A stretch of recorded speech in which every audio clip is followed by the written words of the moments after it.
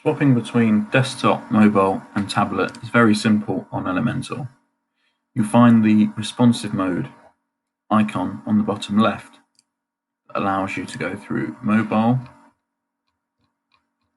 tablet and desktop, and you can virtually add the same elements on each.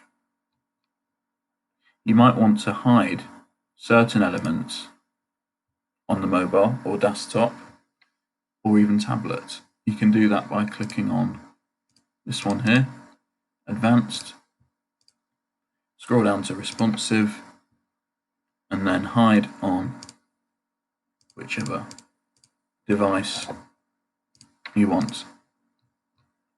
And you can also do this on each individual element as well. So an image, for example, Advanced, Responsive, hide.